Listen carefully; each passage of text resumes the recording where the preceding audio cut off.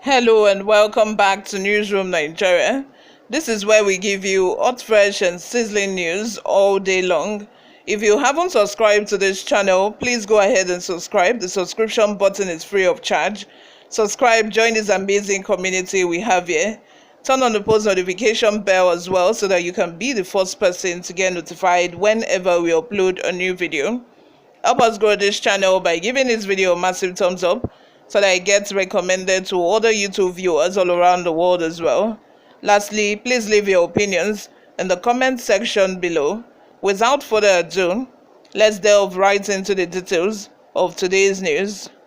Breaking news: details emerge as Tinubu, Gowon, Jonathan, Damjuma, Obi, others meet.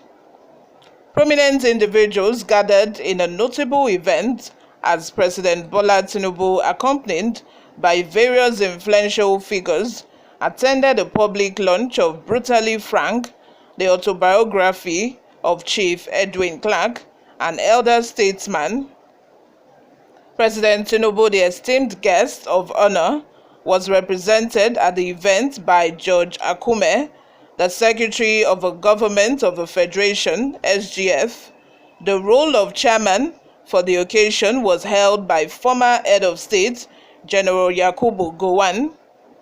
The book presentation attracted a host of notable personalities, including Lieutenant General Theophilus Damjuma, who acted as the chief launcher. Other distinguished attendees included Peter Obi, the presidential candidate of the Labour Party, Mariam Abacha, the wife of the late former head of state, and several traditional rulers, among them the Oni of Ife, Oba Adeyeye Enitan Ogunwusi, Emir of Kano, Ado Bayero, and Atta Igala, Atta Matthew Okpalua, among others. Also in attendance were governors from Edo, Delta, Bauchi, Plateau, and Taraba states. General Yakubu Gowon, who served as the head of state during Chief Clark's tenure as the Federal Commissioner for Information and Foreign Affairs, expressed that he never encountered any disagreement with the author. Gowon noted that their interactions were respectful and cooperative, and while differences of opinion existed, Chief Clark worked ardently to articulate his perspectives.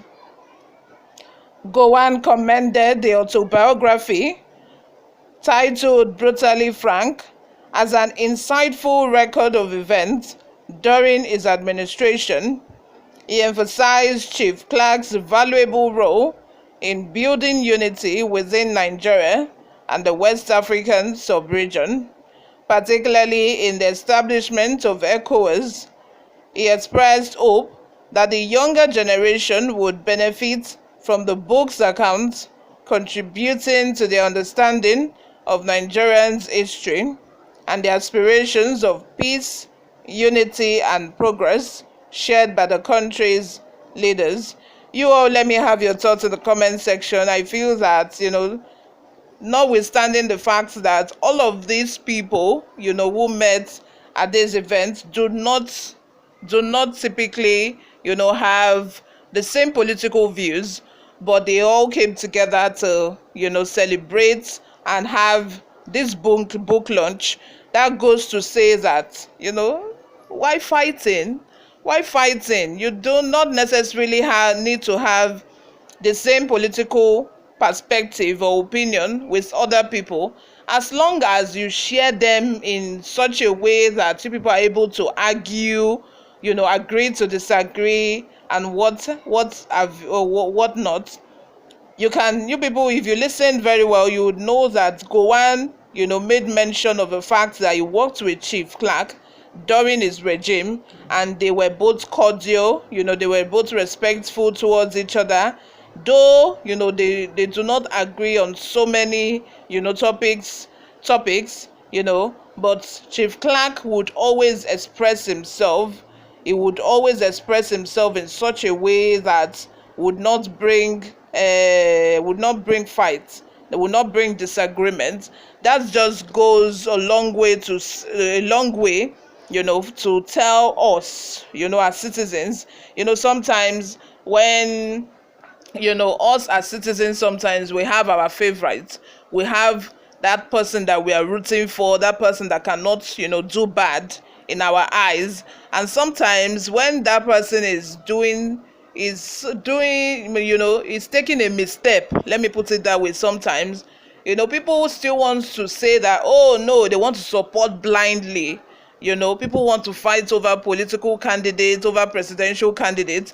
But at the same time, let's all remember that it's not even about that. It's about the progress of our country.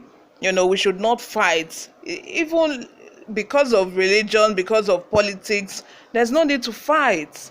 There's no need to fight. As long as at the end of the day, be it Peter Obi, be it Atiku, be it Tinubu, be it anybody, we are all fighting for the betterment of the country.